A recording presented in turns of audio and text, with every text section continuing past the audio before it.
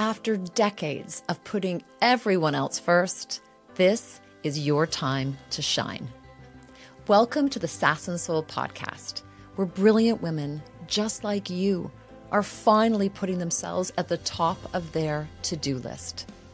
You are ready to reawaken your dormant dreams, take center stage, and unleash your full creative voice. I'm Cindy Kennedy, a seasoned life and leadership coach, global speaker, yogi, and the founder of the Center for Sass and Soul. I'm here to accompany you on your quest to live a wildly purposeful and pleasurable life. After all, success is personal. It's not about following a script, but answering the calling of your soul. So get ready to join me and my global friends as we explore how to reclaim our sass and lead from our soul.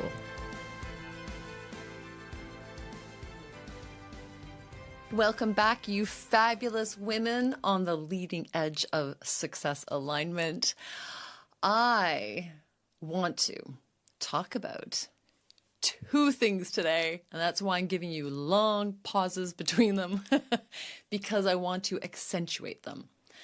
I want to discuss and explore with you spirituality and leadership, and the potency of making sure that we are honoring both. There was a time in my life where I completely downplayed what I would have called at that time my own spirituality. And what that meant to me was I had this real longing to feel connected to something beyond myself. I was a deep thinker. I was a big dreamer. I was wanting to understand the world and nature, and I felt very, very connected to nature and animals. I always fancied myself an animal whisperer. And yet I would never really talk a lot about that because I think when I was little, it wasn't really a topic of conversation. I didn't grow up any religious household at all. Really, our religion was nature. My dad would even say that, and I follow suit with that in many ways.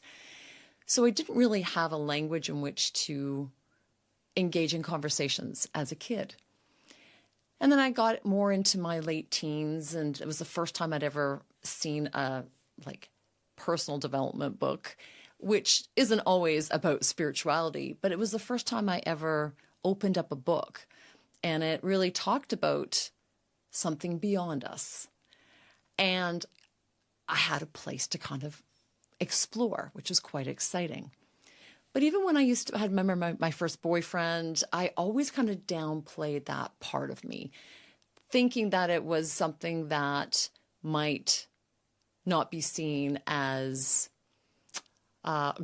good or something that might just be seen as a little bit weird or strange, because I was still trying to explore it myself and understand what spirituality meant to me. But just the other day, I'm coming out of Kohl's and I hear, Cindy, Cindy. And I turn around and it's an old colleague of mine whom I haven't seen in a while. And it was lovely to see her. And she said, Cindy, I see your business everywhere. Like you are doing so much. It's really exciting. Can I ask you, what's going on? And without really knowing what I was going to say, I said to her, well, I think a big part of that is that I have been embracing more of my spirituality and really honoring that, not just within myself in my own way of daily living, but also within my business. I've been incorporating parts of myself or parts of the world that I am excited about, and I'm sharing that with my clients. And I'm inviting them to explore this, not as truths, just as principles or explorations to see how these ideas can help them if it feels right for them. And her eyes lit up and she shared with me how she has recently disengaged working with this other group of people because, as in her words, they had no spirit. They were very, very motivated about success. Great, love that, go for it. But she said there was no sense of spirit or no sense of something bigger or a lack of deeper meaning. And she felt a full disconnection with this group that she'd been working with to really, really grow her business. And then she started sharing about how she's now moving into things with greater ease, creating different products and speeches with greater ease by attuning to her own spirituality. And the more I speak about this, the more other human beings who understand or want to deepen their understanding of our interconnection between each other, the more I speak about that, the more they come towards me.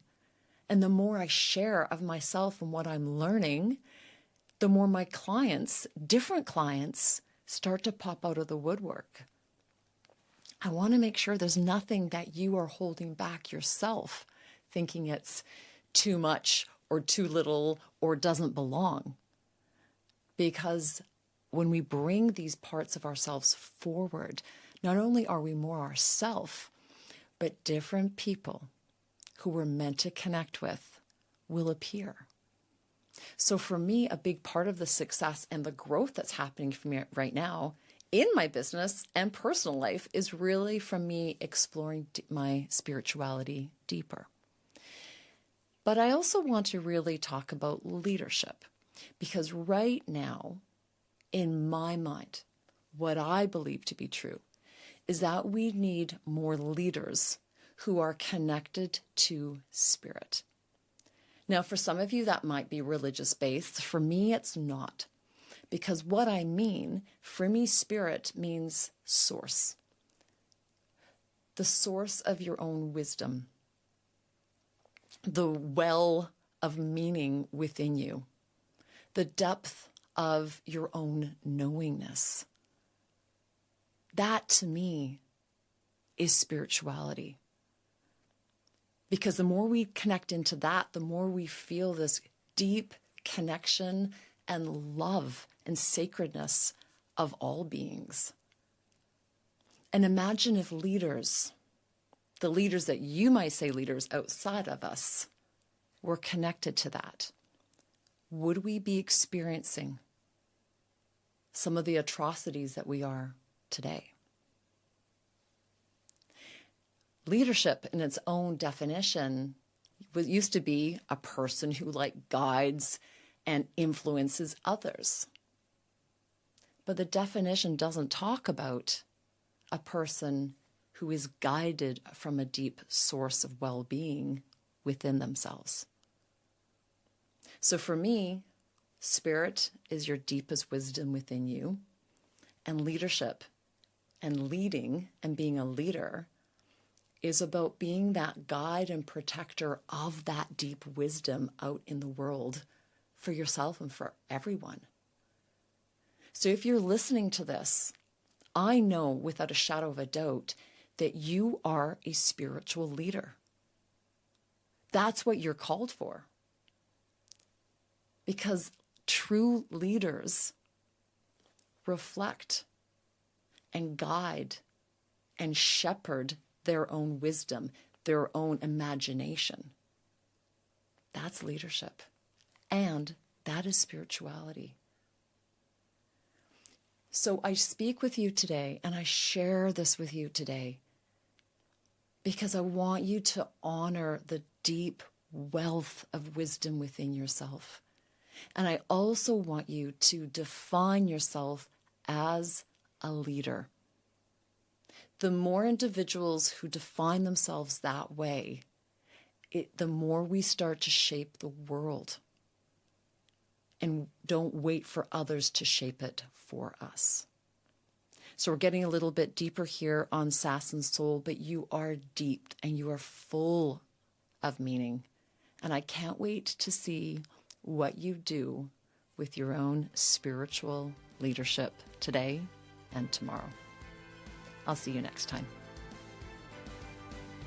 Remember, you are more powerful than you know. So live with sass and lead from your soul, and I will see you next time.